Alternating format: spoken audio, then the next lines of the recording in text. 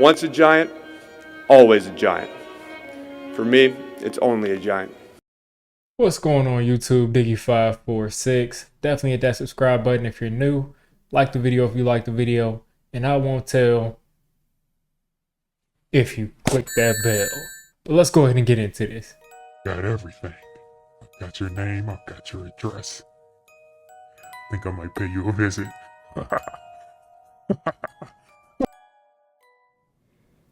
Anyone can find anything on the internet, including your full legal name, your personal email, your home address, phone number, and even your relatives. Just do a Google search for your personal information or someone that you know, name, email, phone number, and see if a people search site shows up. This information is accessible because of data brokers who profit by selling your information to robocallers, telemarketers, spammers, and anyone else that wants to learn more about you. That's why I'm excited to tell you about today's sponsor.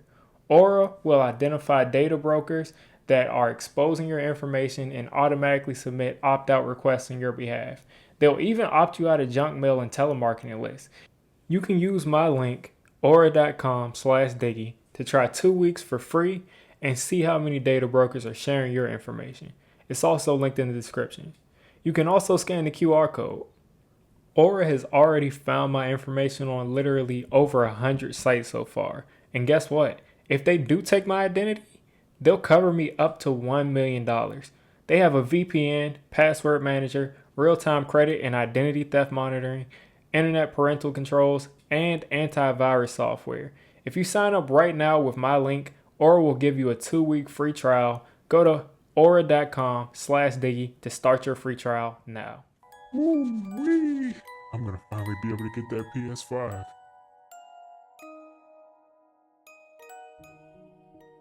All right, so today I wanted to talk about why the Giants are being turned around by Joe Schoen. They are being turned around by Brian Daboll.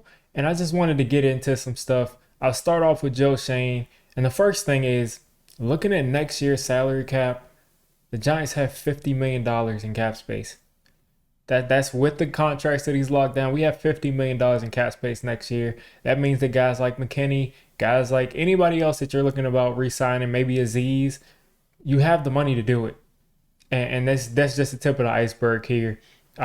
He's gotten the salary cap under control. He's gotten the roster under control. He didn't have that same issue that Dave Gettleman had when he got in here, where he just said, I just need to get rid of as many players that Jerry Reese drafted, that Jerry Reese brought in as possible.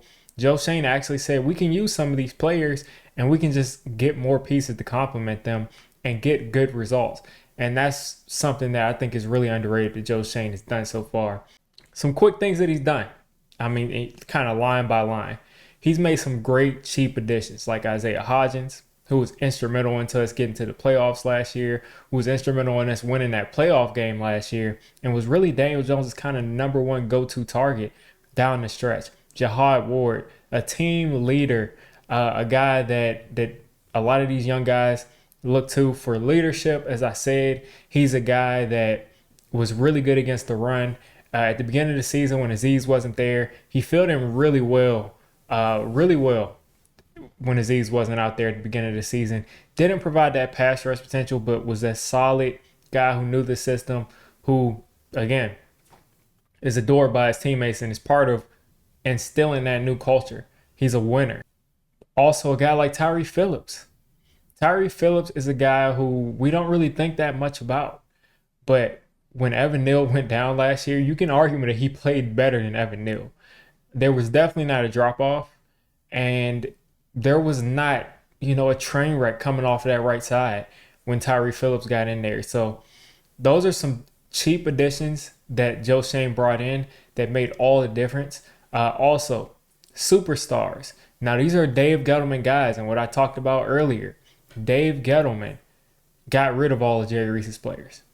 Joe Schoen said some of these players are good and we're going to make sure we keep them. So Andrew Thomas, long-term deal, below market value. Dexter Lawrence, long-term deal, slightly below market value. These guys are locked up. Andrew Thomas, I think, is here for the next 7 years.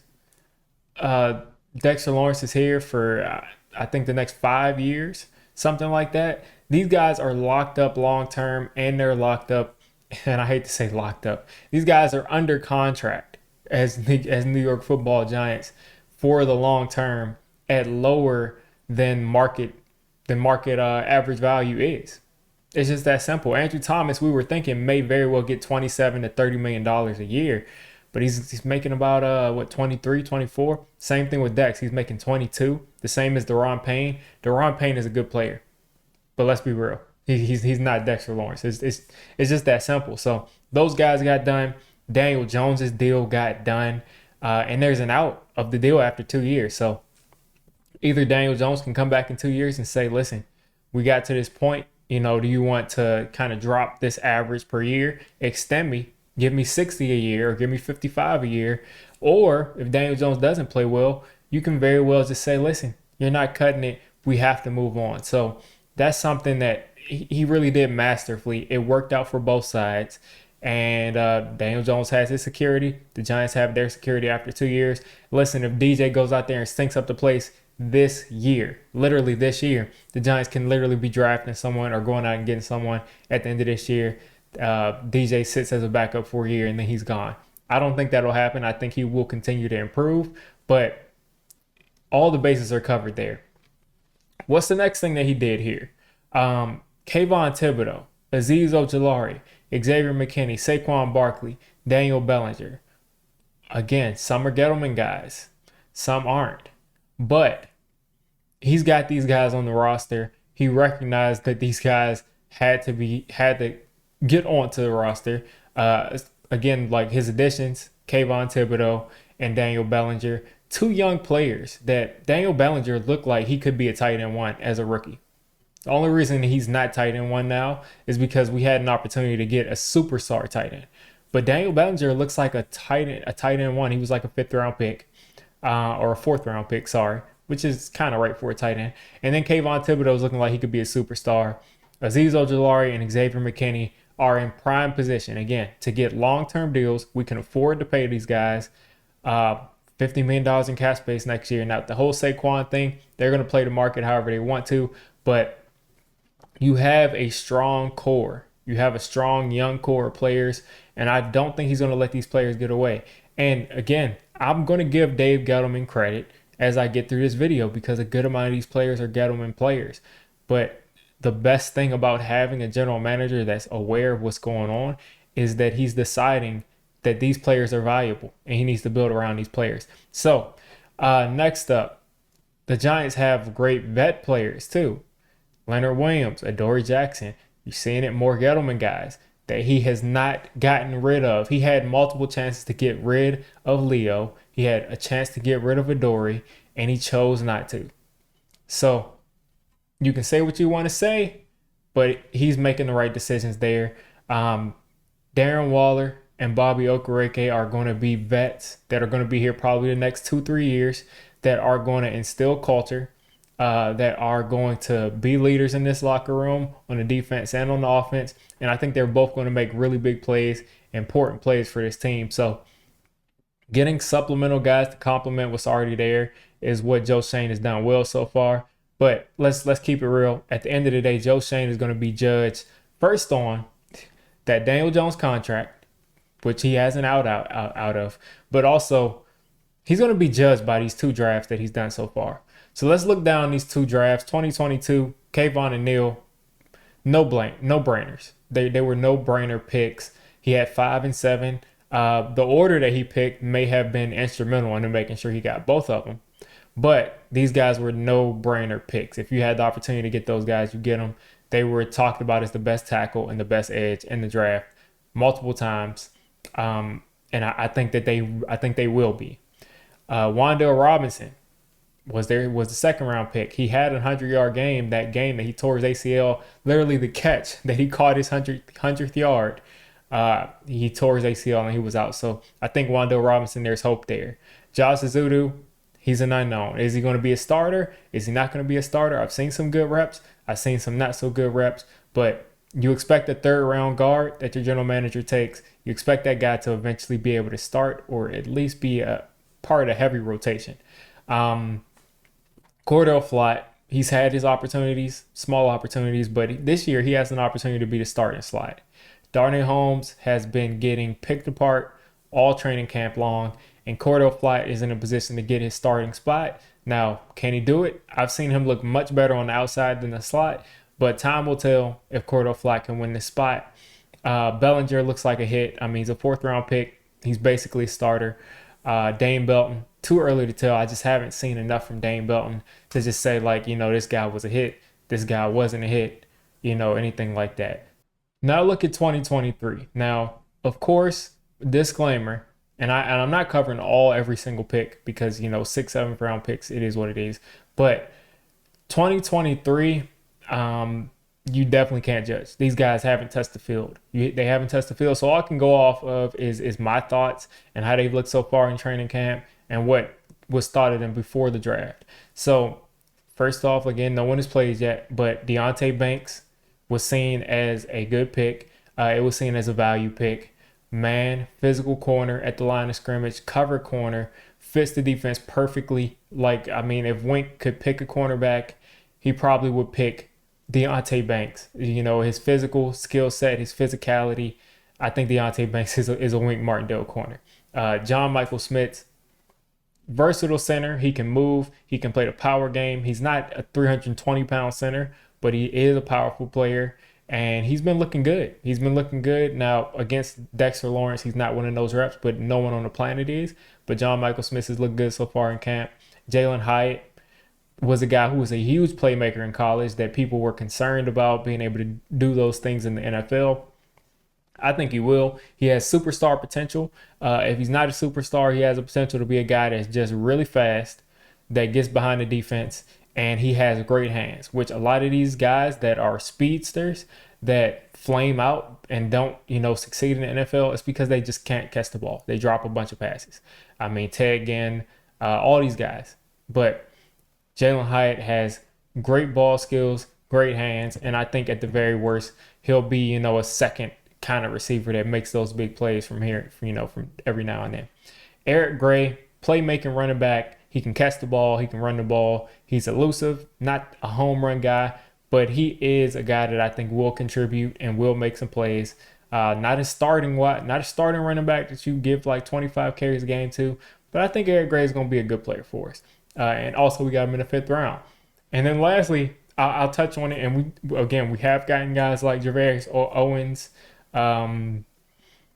but Trey Hawkins, a 6'3" man cornerback out of Old Dominion. He's really gotten here and impressed. Again, he has not played against anybody else. He hasn't even had the joint practice yet. Hasn't had a preseason practice yet. But it just says a preseason game yet. But it really just says something. If you get onto a team's roster and you're playing with the 3rd team, and within a week, you're playing with the 1st team. So Trey Hawkins, so far, so good. I do think that I think he has a chance. Maybe he's got the guy after Adoree Jackson walks, or if they let Adoree Jackson walk, maybe Trey Hawkins is the guy that's across from Deonte Banks. We'll find out. So out of the 2 drafts, it seems like Joe Schoen has filled holes at tackle, edge, playmakers at different levels of the field, competition at corner, and hopefully a 10-year starter at center. So he's checked some boxes. He's checked some boxes since he's been here. You just got to hope these guys continue to pan out and start to look, better than they did last year. And the rookies start to, live up to their potential that they were looked at before this draft. Next up, I got a quick section on Brian Daboll. He's the truth. He's that guy. He's all the hype, more than the hype that he came in here with. Brian Daboll is. He lived up to it. He was the coach of the year. No one expected that. But he did three.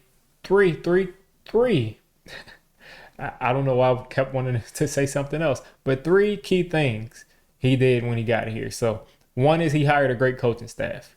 And that also included keeping the same coaches. The same way that Joe Schoen decided to keep players, Brian Daboll decided to keep coaches that he thought were already effective, like Jerome Henderson. So he built a great coaching staff. Wink Martindale, Mike Kafka, Jerome Henderson, Shea Tierney at quarterback coach, Andre Patterson at defensive line coach. A lot of these coaches that are well respected, that they don't just have the title of, oh, the Giants have a coach who's well respected. They also are great coaches. We see the proof in the pudding. We see DBs that have no business playing well, that coming off the street, that Jerome Henderson has coached up to be solid cornerback twos in the past like 4, however long time he's been here. So great coaching staff that he's built. Next up, built an offense around the strength of the players. Joe Judge said out of his mouth that he did not care about any offensive scheme, that he was going to build an offense and build a defense around each player that's out there on the field. He did none of that.